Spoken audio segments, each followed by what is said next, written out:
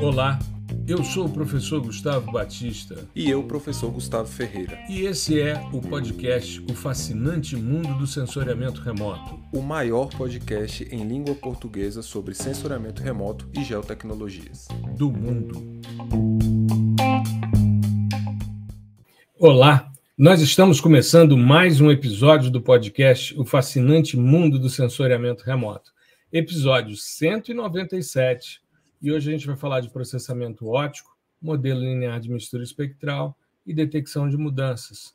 Lembrando que a gente está nivelando a conversa para o nosso evento dos dias 30 e 31 agora de outubro e 1º de novembro, quando nós formos trabalhar com detecção de degradação, monitoramento de degradação na Amazônia. Certo, Gustavão? Como é que está você? Fala aí, professor, tudo certo? Estou de volta, né? A rotina aqui, muito feliz. E o assunto de hoje é muito bacana para a gente costuma gostar, a gente assim, nós dois, né? Gosta bastante dessa parte um pouco mais técnica, né? Dos modelos, como funciona a coisa, o que tá acontecendo ali por baixo dos panos, e ver isso aplicado, né, ao monitoramento é o melhor dos mundos, porque aí a gente sai um pouquinho desse mundo das ideias, né, e vai para a aplicação e vê que o negócio de fato funciona. Eu acho que isso é muito bacana, de você entender ali o passo a passo, que seja, né, a descrição matemática, lógico-matemática do algoritmo, e depois você vê aquilo aplicado e vê que aquilo faz sentido, né? Talvez até mesmo com dado secundário ou com uma ida a campo, enfim, de você ver que aquilo que aparentemente tinha alguma nebulosidade ali, né, em termos de compreensão e tal, que parecia um pouco difícil de aplicar, quando você consegue aplicar e consegue extrair um resultado, aquele resultado condiz com a realidade, né? Então a gente vai tratar um pouquinho sobre isso daí, voltado para o monitoramento da degradação em domínio amazônico. Maravilha. Quando a gente pensa em modelo linear de mistura espectral, já é uma ruptura bastante interessante, né? Porque a gente já pensa a mistura espectral, ou seja, a gente parte do pressuposto que os pixels não são necessariamente puros, que eles são formados por diversos endmembers ali dentro, e que a gente vai fazer um processo de decomposição baseado numa lógica linear. Existem lógicas não lineares, são mais complexas, mas a ideia é que você teria para cada um dos elementos, para cada um dos endmembers, você teria aí uma possibilidade de usar uma função específica, uma função linear ou mesmo não linear para decompor. O modelo linear de mistura espectral é mais simples. Ele parte do pressuposto que você tem ali num pixel, né, quanto maior a dimensão desse pixel, maior tende a ser a mistura espectral. E quando a gente começa a pensar em sistemas sensores com alta resolução espacial, ou seja, pixels menores, com mais alto grau de detalhamento, a gente tem uma possibilidade de ter pixels mais puros. E isso é bastante interessante porque a gente parte do pressuposto da questão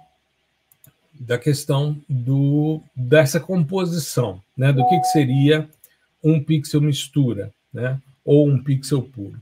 Então, a gente tem aí um modelo bastante interessante que tem alguns ajustes, alguns algoritmos por trás, né?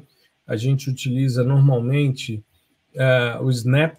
O Snap apresenta 3 modelos, assim como o TerraView e o Terra Amazon também, né? Pensando em interface gráfica. A gente pode fazer também por programação, mas normalmente são ajustes por mínimos quadrados, com restrições, ponderados, ou mesmo quando você faz uma combinação de uma transformação por componentes principais e mínimos quadrados. Mas a gente vai detalhar isso um pouquinho mais à frente.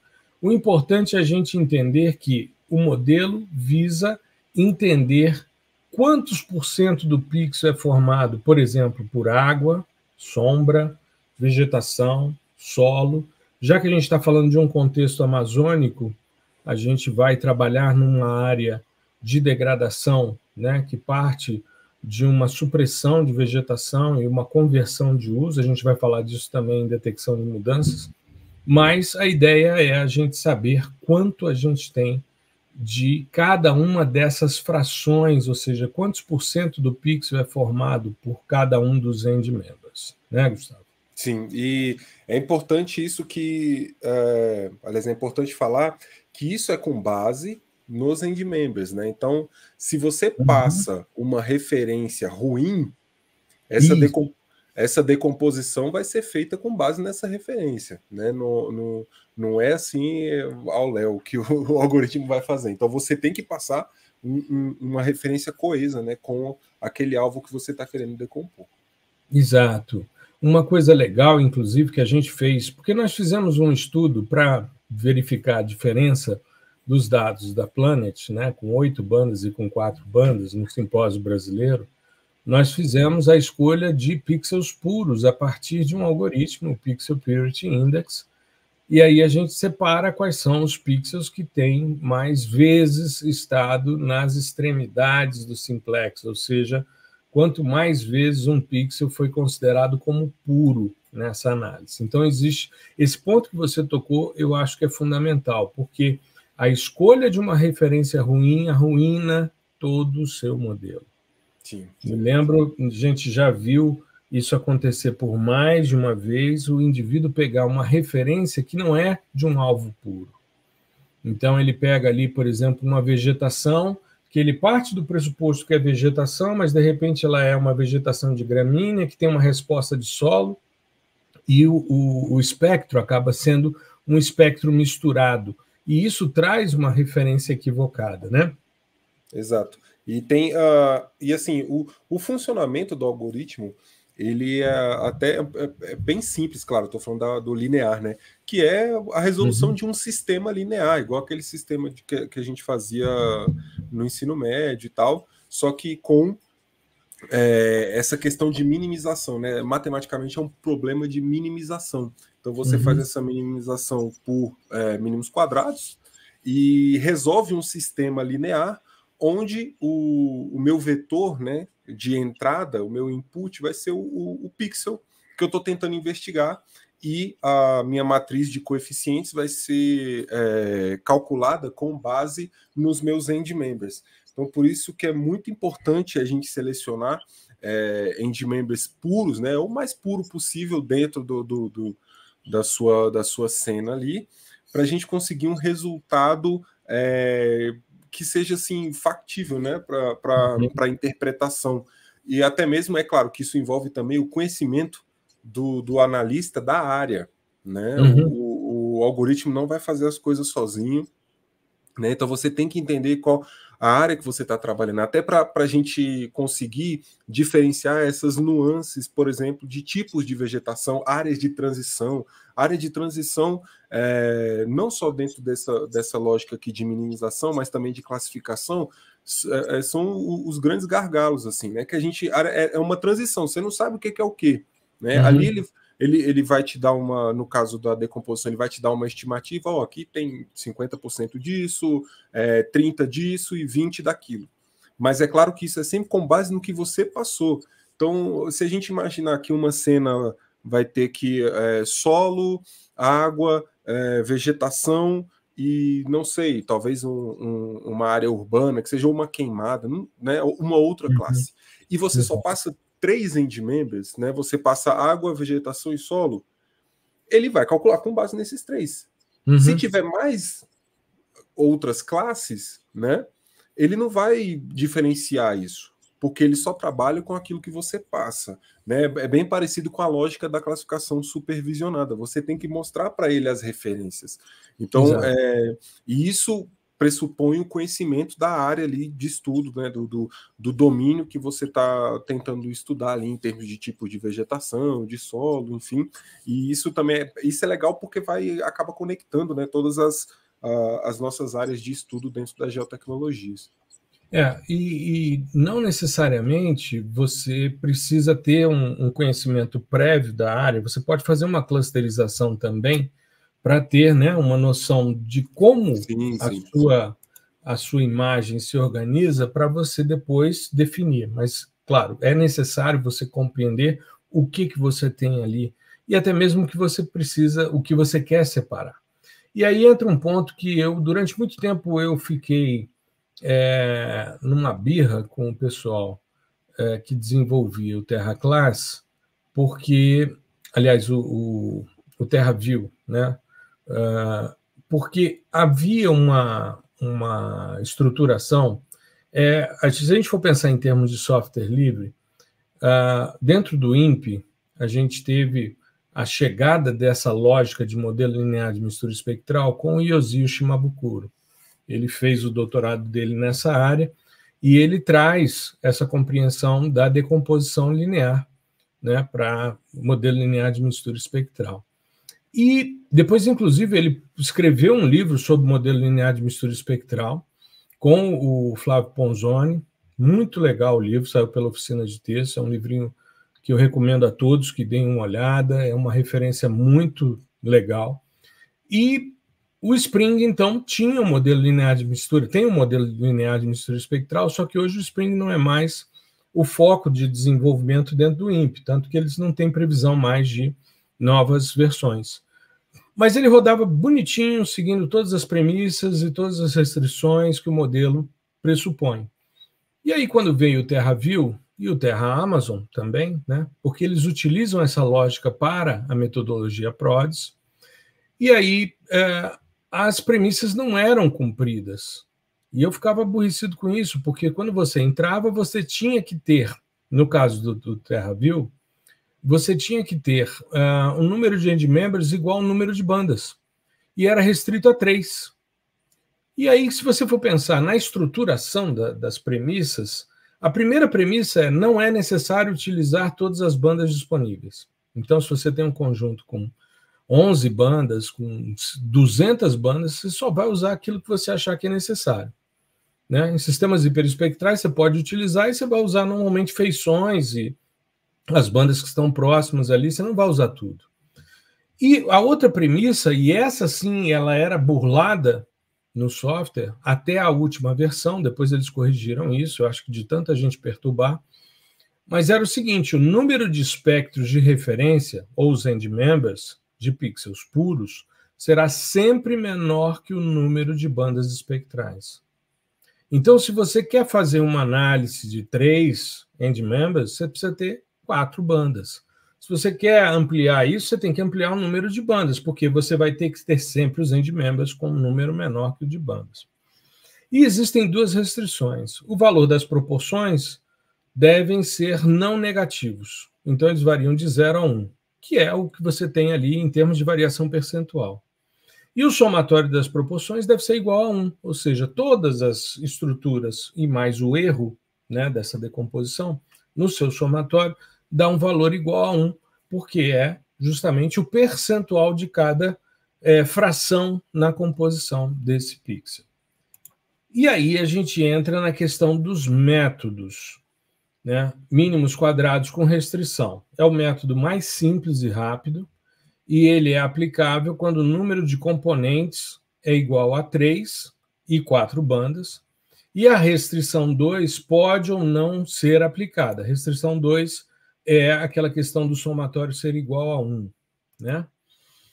Mínimos quadrados sem restrições, que é o método mais geral, ele busca uma solução iterativa, e ele vai procurar atender às 2 restrições. Opcionalmente, a segunda restrição, que é o somatório igual a 1, pode não ser aplicada, tornando, nesse caso, muito semelhante ao método seguinte, que é a combinação entre componentes principais e mínimos quadrados. Esse método ele diminui o número de equações no sistema linear, como você bem salientou, aplicando uma transformação de componentes principais, seguido de um método de estimação por mínimos quadrados.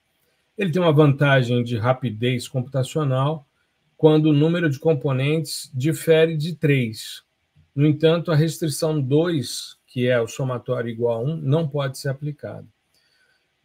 A gente tem resultados muito interessantes, principalmente quando você trabalha com o método sem restrição. Aliás, você me mandou recentemente, semana passada, logo que você voltou da sua lua de mel, você me mandou o resultado do código escrito todo, do início, né, até o fim, sob modelo linear, e o resultado que você obteve foi idêntico, são os mesmos dados, mas é idêntico aos mínimos quadrados ponderados, ou seja, sem restrição. Que, para mim, é o melhor resultado que a gente encontra, mais até do que o com restrições, e, para mim, o pior é a combinação entre análise de componentes principais e mínimos quadrados. Sim, aí, o mais simples é sempre, né, o mais desejável aí. Eu implementei essa lógica também.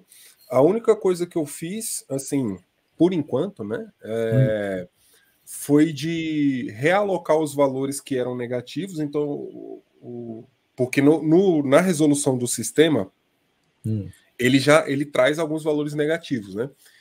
E aí eu coloquei, cara, é o mesmo, estava na mesma resposta dos valores zero, né? Aí eu botei, ó, se for negativo, reclassifica esse cara e deixa ele como zero. Porque aí ele já atende, quando eu faço esse tipo de reclassificação, que está presente em todos os outros softwares também, ele já atende a outra premissa, que é do somatório das abundâncias, né? Dá 1. Dá 1, e ele não apresentar valores negativos. Porque essa restrição, ela nunca é rompida, ou seja, ela tem que variar de 0 a 1 mesmo, a estrutura. E é interessante, porque se você for pensar bem, hoje, com os dados já pré-processados, por exemplo, coleção 2, nível 2 do Landsat, você tem uma variação que começa em valores negativos e que extrapola o valor 1.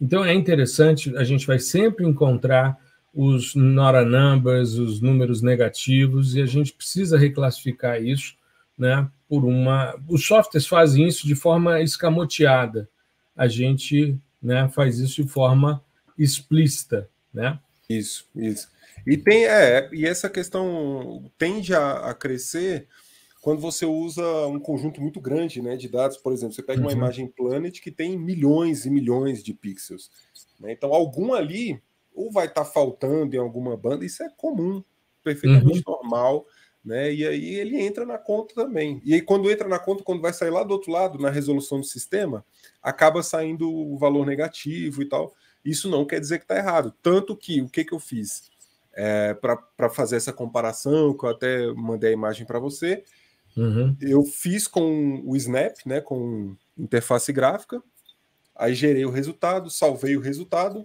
fiz com o meu algoritmo aqui, que eu criei, e aí depois eu fiz uma análise dos dois resultados, né? Detecção de mudança. Como se fosse uma detecção de mudança. Eu fiz assim, primeiro eu fiz similaridade entre histogramas, depois correlação, e aí depois a gente faz essa diferença, né, para fazer a parte de detecção de mudança. E casou bonitinho. Então, assim, existem várias maneiras de se chegar ao mesmo caminho, né, em programação. Então, a gente vai implementando aquela que é mais simples, e aí depois, conforme vai ficando mais robusto, a gente vai deixando mais elegante também a solução. Exato. E a outra parte que a gente precisa falar nesse episódio de hoje, lembrando que a gente está fazendo aí episódios de 30 minutos, o que tem dado um resultado interessante, né? Vamos ver se depois da série para esse evento, se a gente vai manter ou se a gente vai voltar ao que era, a gente define isso depois. A vantagem é essa, né? A gente está caminhando aí para o episódio 200 e a gente pretende fazer uma coisa diferente, enfim. Então, vamos ver como é que o negócio vai funcionar. A outra parte, então, é detecção de mudanças. E aí eu vou pegar uma definição, que é uma definição de Singh, de 1989, que diz que detecção de mudanças é um processo de identificação de diferenças, que são as mudanças, no estado de um determinado objeto ou fenômeno, o qual é observado em diferentes épocas. Eu me lembro quando eu fiz o primeiro evento, em 2020, sobre detecção de mudanças por desmatamento na Amazônia, que foi a primeira vez que eu esbarrei com os haters, tive 36 mensagens de ódio, até robô me xingando apareceu no Facebook. Eu lembro dessa aí. Eu ia falar isso, foi no Facebook, né? Foi no Facebook. Tanto que eu nem leio mais mensagens no Messenger do Facebook, eu nem porque ali é um território bastante nebuloso, né? E, como eu estava falando, desmatamento, Amazônia, né, na gestão passada, né, no governo passado, isso era motivo para ser bombardeado. E detecção de mudanças, se você pegar, é uma coisa muito comum que a gente vê em redes sociais. Olha como eu era 10 anos atrás e como eu sou hoje. Se você pegar uma foto sua de 10 anos atrás, na mesma posição da foto atual, e conseguir fazer um registro entre elas para que os pixels sejam coincidentes, você vai ver o que mudou em você de forma elegante, usando uma técnica de detecção de mudanças, que é o que a gente faz. A gente quer ver como é, e na época eu fiz isso, eu fui mostrar o desmatamento na região de Porto Velho e Ariquemes, fiz ali aquela região ali, usando o Landsat 5, né, uma imagem de 1984, e depois uma imagem de 2020, que era o ano já do evento, usando o Landsat 8, se não me falha a memória, e fiz registro imagem e fiz a separação. Então, não tem nada de excepcional em termos de detecção de mudança, mas a gente precisa entender que existem diferenças entre taxas de mudanças, elas podem ser drásticas ou abruptas, isso acontece quando você tem desmatamento por corte raso, quando você tem fogo, né? Isso acontece, a mudança ocorre de forma rápida, ou ela é sutil e gradual, quando você tem, por exemplo, um acúmulo de biomassa, um corte seletivo de madeira que vai ali, né, reduzindo a densidade de biomassa, aos poucos, isso gradativamente vai mudando. E aí a gente tem duas diferenças em termos de detecção. A gente tem a conversão e a modificação. A conversão é quando você tem uma mudança no tipo de cobertura. Então, por exemplo, era floresta, passou a ser pasto. Isso é uma conversão de cobertura. A modificação é quando você altera a cobertura sem modificar a sua classificação. Então, por exemplo, era soja e agora é milho, agora é sorgo, mas é tudo agricultura. Então, você teve uma modificação da cobertura, mas a classe de cobertura continua a mesma, ou seja, agricultura. Então, as variações mais brutais que a gente verifica em processos de degradação, né, como, por exemplo, um garimpo ilegal, você tem o quê? Uma retirada de vegetação, uma exposição de solo exposto e água. Então, você acaba tendo ali uma conversão de uso de uma classe de uso para outra classe de cobertura. Há um questionamento de que você supostamente não consegue diferenciar muito o uso, né? Porque você tem restrições por instruções normativas, por legislação, que muitas vezes não se manifestam no espaço. Mas a cobertura é algo possível de ser visto, né, Gustavo? Sim. Tem também tem espaços que sofrem diferentes usos ao longo do dia, por exemplo. Sim. Né? E aí isso seria complicado de você pegar uma imagem de satélite, vamos pegar duas que seja por mês e determinar que o uso é aquilo, né? Então é um pouquinho mais, um dia subjetivo, mas é um pouco mais complexo da gente entender. Agora, essas questões de cobertura e da própria detecção de mudança também, eu acho muito interessante, porque não é tão complexo assim de entender. E a gente extrai resultados, falando da detecção de mudanças, extrai resultados espetaculares, né? Detecção de mudanças, o método que a gente costuma utilizar, que é basicamente fazer uma diferença, né? E trabalhar dentro de uma lógica de estatística descritiva simples, né? Básica, utilizando os desvio padrão, né? Pois é, e você consegue quantificar as anomalias, né, dentro daquelas mudanças, inclusive anomalias positivas também. Às vezes houve um incremento de vegetação ali, você consegue quantificar também. Né? Então, dentro do mesmo conjunto de dados, você consegue separar anomalias positivas, anomalias negativas, tudo isso com técnicas muito simples e que rodam assim tranquilamente em qualquer computador, em qualquer interface gráfica, programação, é muito simples de fazer, né? Igual você já comentou que a gente tinha feito esse de Porto Velho, foi muito tranquilo, né? O evento em si, o pessoal compreendeu muito bem a ideia, porque não é tão complicado assim. É claro que a depender do produto que você tem e do tipo de solução que você propõe, a coisa vai escalando. Por exemplo, no projeto que eu trabalho, no Brasil Mais, você necessariamente detecção de mudanças também. Uhum. Você necessariamente precisa utilizar um algoritmo mais robusto. Aí a gente já vai para uma coisa que é mais estado da arte. Então você precisa ali de um deep learning e tal. Por quê? Porque eu tenho imagens todos os dias e eu preciso detectar a mudança de uma imagem para outra. E eu preciso detectar, inclusive, se essa mudança foi nesse período de um dia ou se foi posterior. Às vezes eu estou comparando a cena de hoje com a de ontem, não houve nada. Agora, se eu comparar da semana que vem com essa de ontem, aí já teve mudança. E aí eu tenho que quantificar essa mudança, que significa o quê? Eu vou desenhar um polígono ali onde modificou, com a classe, né, e com a sua subclasse, igual desmatamento, tem corte raso, degradação, corte seletivo, né, tem também causas naturais. Então, tudo isso a gente tem que separar. Então, assim, além de você dizer que houve, você tem que, né, quantificar a área, desenhar o polígono, a poligonal dessa mudança, quantos dias teve de mudança e qual a classe que pertence. E se tem subclasse, qual é a subclasse. Às vezes é uma pista de pouso, beleza, mas essa pista de pouso está em expansão, ela está em fase inicial, né, de construção. Então, tudo isso é detecção de mudança. Só que aqui a gente já está falando de uma coisa que é muito mais à frente. Por quê? Porque eu tenho mais da metade do território nacional para fazer esse tipo de trabalho, então quase 5 milhões de quilômetros quadrados, né, com imagens diariamente. Então você tem um conjunto de dados absurdo. Então você ficar... Automatizar, né? Pois é, aí para você ir para essa lógica de diferença, desvio padrão, né, ia demorar muito mais. Então, não, vamos colocar uma super rede neural convolucional aqui para aprender todos esses comportamentos, e aí ela vai olhando cada conjunto de dados, fazendo a comparação e detectando as mudanças, né, por conta. É claro que tem também uma fase gigantesca de treinamento, né, existem pessoas que são dedicadas apenas a rotular os dados.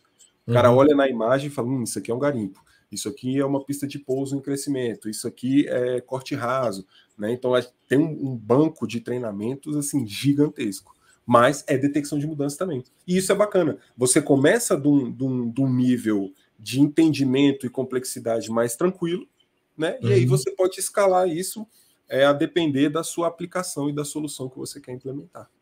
Perfeito. E a ideia básica continua sendo a mesma, ou seja, verificar a alteração de valores de radiância que podem indicar uma alteração de cobertura.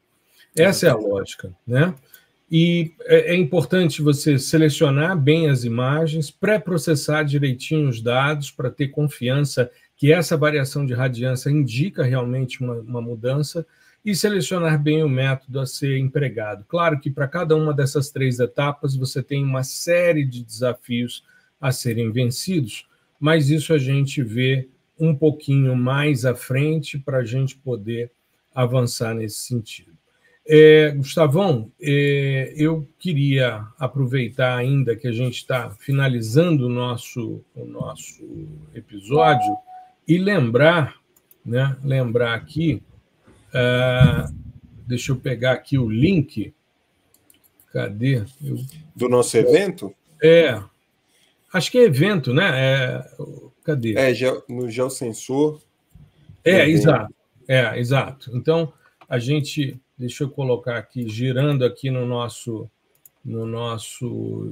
vídeo, né, no videocast, mas a gente ter também a possibilidade, a gente vai colocar isso também na nossa estrutura do texto, né, a inscrição para o nosso evento, monitoramento da degradação na Amazônia, dias 30 e 31 de outubro, e dia 1º de novembro, sempre às 19h30, serão mais de 6 horas de evento com emissão de certificado, e a inscrição está rodando aqui embaixo, é geosensor.com.br/evento.